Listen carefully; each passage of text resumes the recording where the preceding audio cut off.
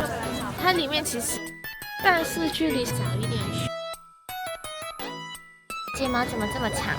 哇，半成品了。它怎么这么厉害？它牛肉味超香。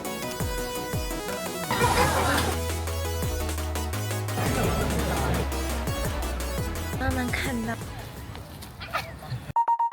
Good morning， 现在是早上去的15。然后呢，我刚准备好，今天呢我们要去奈良一日游。给你们看一下，我今天穿的蓝蓝的，有一个小猫，可爱的小猫，然后喝瓶维 C。我每次旅游一定要确保我补充足够的维 C，因为我非常怕生病。今天冷，但是 ChatGPT 和我说奈良是最冷的，所以呢，我们今天去到奈良看那个鹿的时候可能会很冷。但是我穿短裙。什么叫做逆反心理，家人们？我实在是太好奇了，因为大阪去京都跟奈良都蛮长时间，然后我真的很好奇火车里面能不能吃饭。他说如果是 Express 的话是可以吃的，只要吃的不是那种味道太重的食物。因为前几天我们为了早一点去搭火车的话呢，好像都没有什么地方可以吃东西，便利商店也没有桌子可以给你吃，你买了只能在旁边吃。然后我们待会要赶车的话呢，感觉在里面吃会比较方便一些。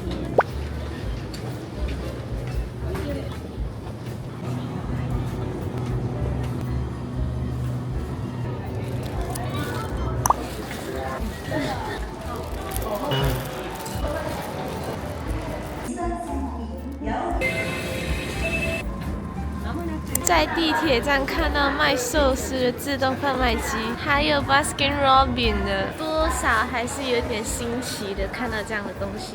我称这为冬天最强的暖手包。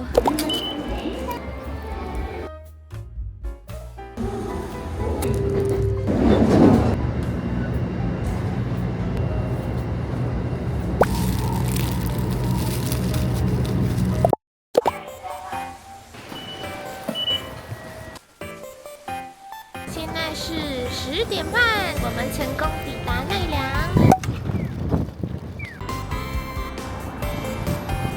奈良的罗森有卖这种鹿的周边呢，有点可爱。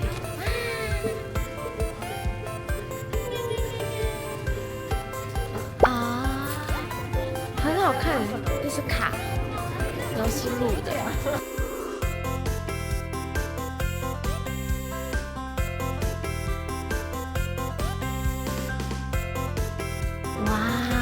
这个看起来就很好吃，但外面很冷哎。ChatGPT 果然没有骗我，奈良确实冷很多，是目前最冷的地方。带我们来奈良这一天天气就是巨好，太阳很大，天空很蓝，就是风特别大了。从地铁站出来，在罗森隔壁挡了一小会冷风。原本想说可能还要走一段路才能看到野鹿，但没有想到这么快就遇上了。我们一开始看到是围在栏杆里面的野鹿，而且身上也没有角，性格也特别温驯，随便让你摸。他们的鹿是在外边呢，真的会出来的。再往前走的话，这边野鹿就比较凶了，然后头上也带角。但这些鹿我不知道是从哪里来的，而且喂食的人也比较多。虽然是挺凶，但是和游客互动还是蛮多的。这里都在排队买鹿饼干，这里的鹿好有礼貌哦，都不会直接打劫它。哎，为什么它的脚没有啊？Hello， 哇，你屁股好翘哦。没有喂它的时候，上面有东西还是不会跟你鞠躬。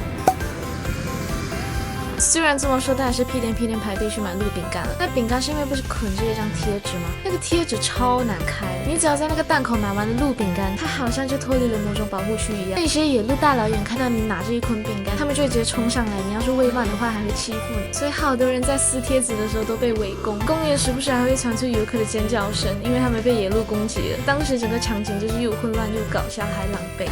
不要脱我裤子！哎！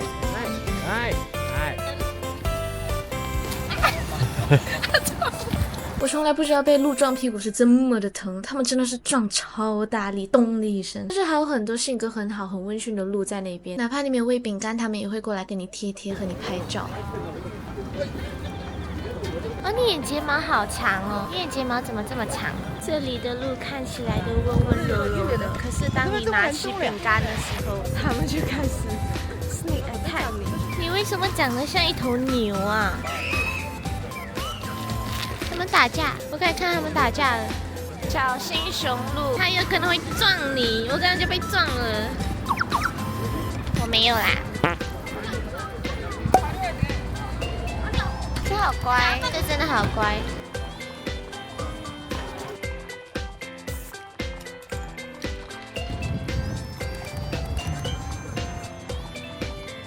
这里真的好冷哦，我们的手都冻得红红的了。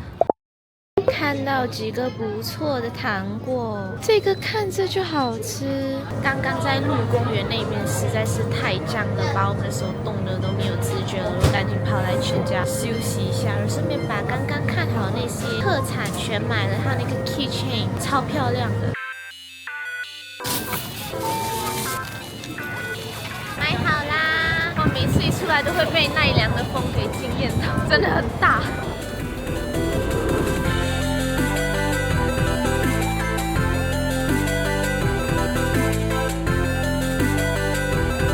有没有觉得这个很像我们刚刚喂鹿饼干？鹿。他给我们拿了 sample。Cheers。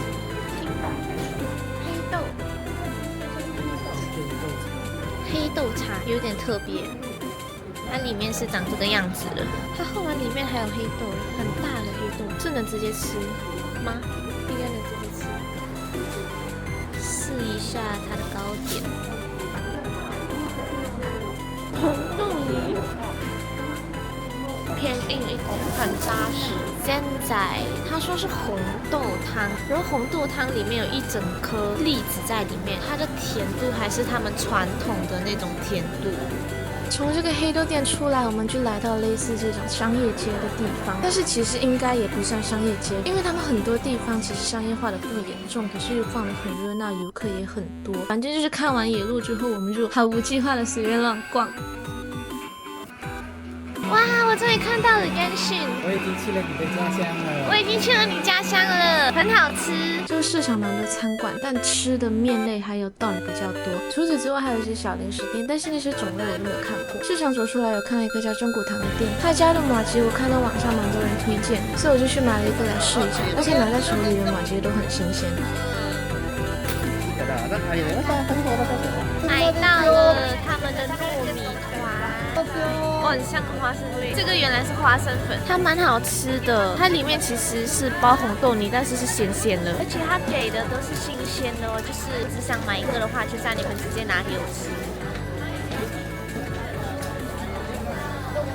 它里面的馅料是调的咸的，不甜的红豆泥。它还有打团子表演，但是是在1点才开打，好多游客来排队买哦。不错，我吃错了，是它的。摸七咸的，然后它的红豆泥很淡甜甜的味道。你要是能卡在中午时间去的话，你还能看到师傅在线上打团子。那现场的人潮是很夸张，然后能看的地方就只有那么一小个空间。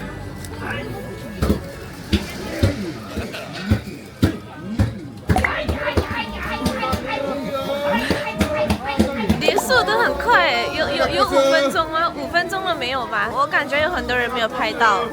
各自逼我20块，我把视频转给你们。吃完团子刚好到饭点时间，这一趟来奈良我们就没有找任何特定的餐厅去吃饭，原计划就是在奈良待半天的时间，所以我们随机走进了一家看起来还不错的乌冬面馆。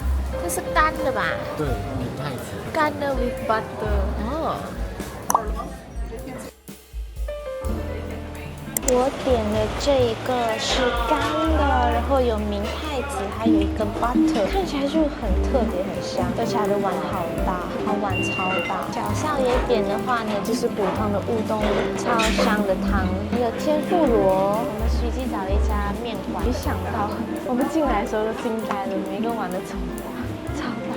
没想到明太子给的分量蛮多的。而且底下的黄色酱料好像是鸡蛋黄，还有一些黄油。我以为它会偏奶油质地，但是其实并没有。配上明太子拌开来，其实就是黏拽拽的质感。我不知道为什么这碗乌冬面闻起来有点像 popcorn， 拌开的时候有很香的黄油味。胡椒粒。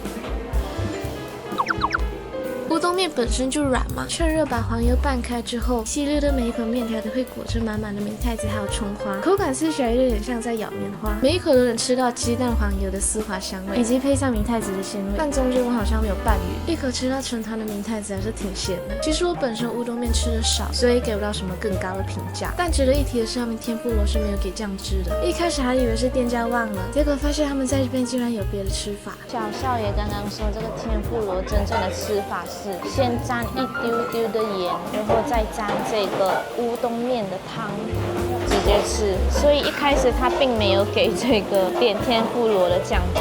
我们来试一下，这盐给的蛮粗的。它这个盐不是那种盐味很重那种特别咸的盐，它可以吃到那种矿物质的感觉。我就想说，为什么它的盐给的这么粗？来沾一下汤，然后再吃。好神奇哦，好鲜哦！它这个盐不咸，不是那种调味的，impressive。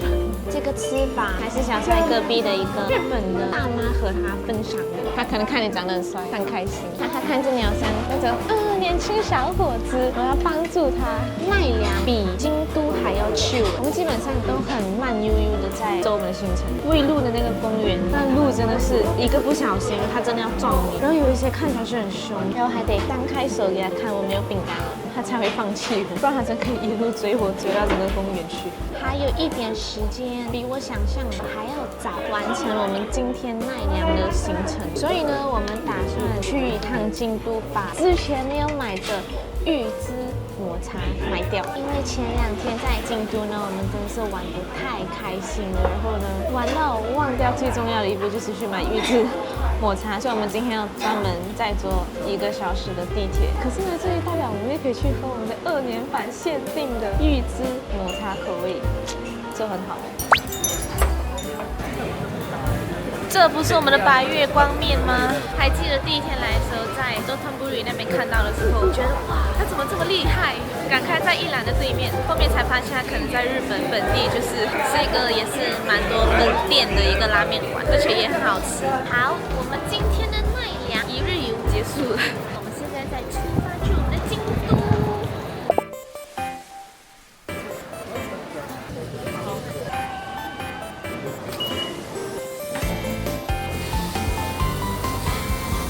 今天真的特别冷哇！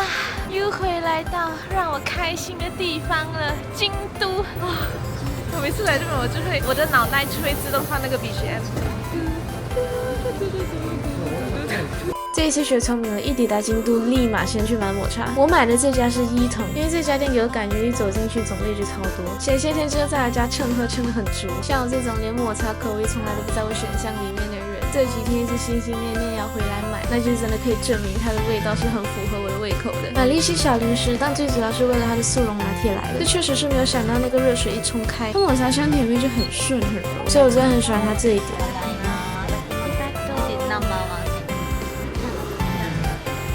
它味道真的很重，我看它泡了好久，他说需要等一会儿，然后它才倒出来。很喜欢绿茶的人应该会很喜欢哦。这吃了很油腻的时候，吞下去直接洗完那油脂。刚刚我喝的是煎茶，是这种比较清澈的，它不是抹茶了。他说这个是他们的人气第1产品，确实好喝，但是太重了。买完啦，记住它的抹茶拿铁很好喝，虽然是速溶的，但是的确很好喝，好爽。走在京都的大街上，真的有一种很惬意的感觉。买了一个巧克力，试试看好不好吃，好吃的话就再买。我们今天就打算吃遍所有那些零食，然后看哪个好吃，全把它给买下来。还有一点时间，我们打算去3年版看看，因为前些天去了2年版，但是天黑都太快了，3年版根本没看到。没有想到在吉安会遇到 Miffy 店里面全是 Miffy 的小图片，真的很可爱。但这家店面比较小一点，可是完全不影响它里面卖的小零食还有面包，全是 Miffy 的小脸蛋。这里全是它的饼干，还有小甜品区。它这边也有玩偶限定，然后在那边的话呢，全是那些小挂饰，我觉得还是挺值得逛的。还有一个小伞给它撑。这里有卖 Miffy 的鲜贝饼干，它有那种半成品的，可以拿回去放去烤箱烤的话，就烤得很漂亮。因为我看到有一些东西好像是这边只有京都限定才有的。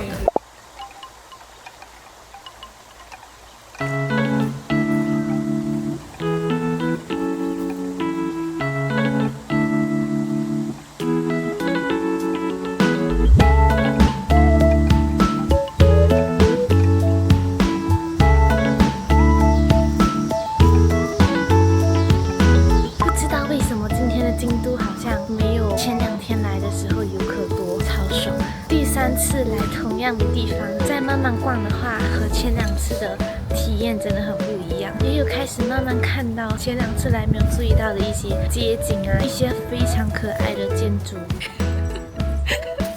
你怎么很像一个老爷爷？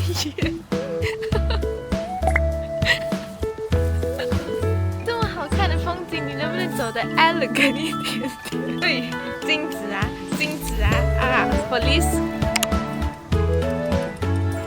这里高台市呢，之前也有路过，但是呢，因为行程太匆忙，然后天也黑得特别快，所以我们没有进来过。但是我记得它的那个过道晚上亮灯的时候，那个射灯照起来，那棵树特别好看。据说高台市是零零老奶奶为了纪念秀吉老爷爷建的寺庙。这对夫妻在日本文化里象征恩爱的夫妻，所以上面有他们的小石像，所以这里特别适合祈愿感情顺利、恋爱、婚姻稳定还有人生平安。而且这个时候刚好落日，从高台市准备下山的时候，有一道特别好看的香打在下山的路上，旁边全是枫叶，所以有一种很宁静的感觉。下山后就整个直冲2年坂买贡茶，因为后面还是想要趁天黑前去逛逛3年坂。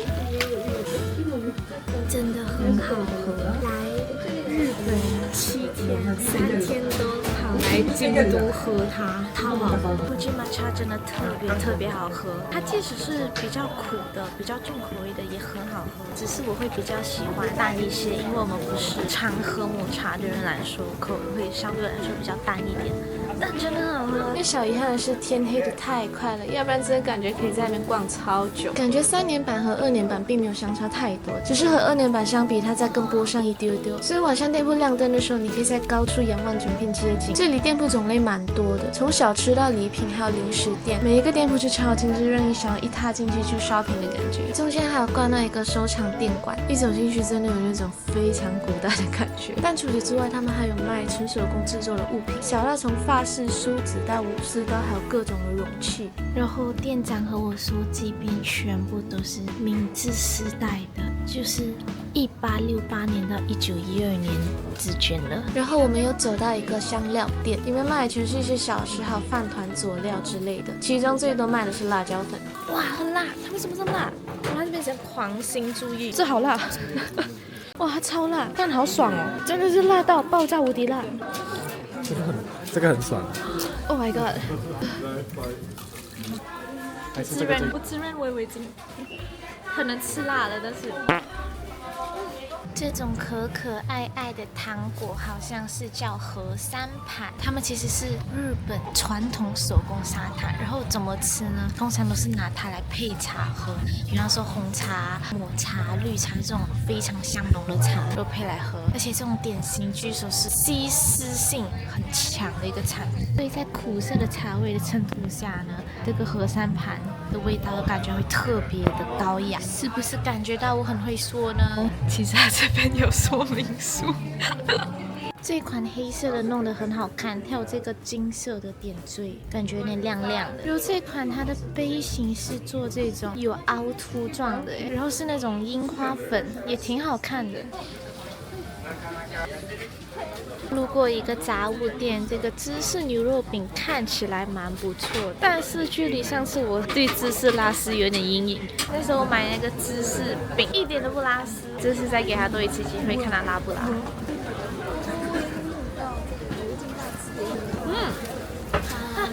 油滋滋的哦，好烫！它牛肉味超香，真好吃哦。它虽然不拉丝，但是我原谅它，因为它的味道很好吃。不是，为什么又是只有你拉到？真的是我技术的问题吗？太好吃了，我要再买多一个。ありがとう。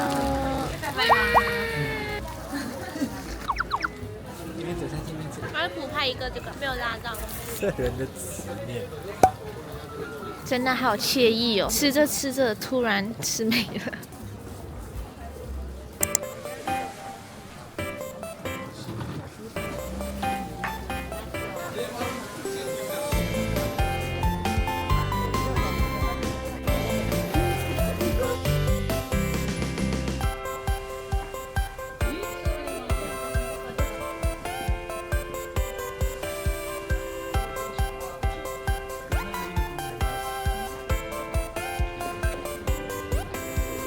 回大阪的最后必做的就是再买多一杯我的乌鸡抹茶。哇！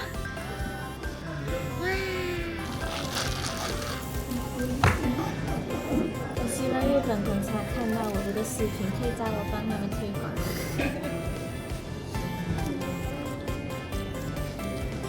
回来每天吃寿司，但是今天要排队哦。今天要排队，可能估计今天是星期五，然后蛮多人在这个时间点来吃饭。昨天这个时间来没有人排队。我们又回来把好吃的都点了。我们昨天吃到这个巨好吃，这个真的很好吃，我们点了。还有他们主打的这个金枪鱼也超好吃，还有我们的兔拿手握寿司也点了，很好吃。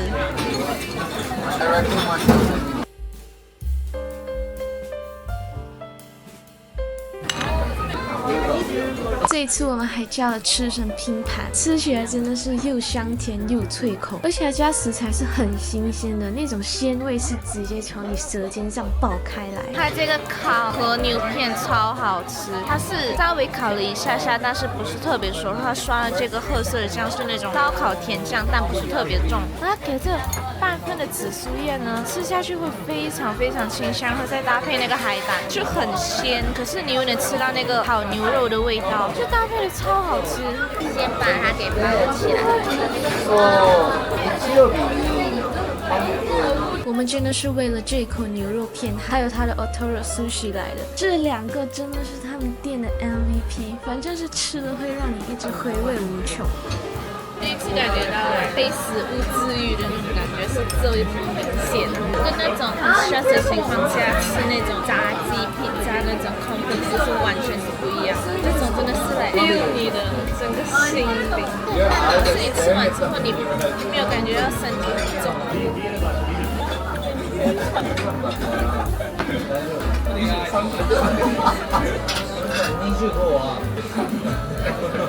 今天我们从大阪去到奈良，再去到京都，就是一整路一吃到这个东西，他感觉到就是在放烟花。难怪那些日本 anime 或者是那种吃饭的日本节目，真的会来放那种烟花的特效，形容都很贴切一下。真的会耶，真的那种烟花的感觉，很神奇。这样子看上去卖相很普通，可是吃起来就它就用好的正常好的材料就可以了。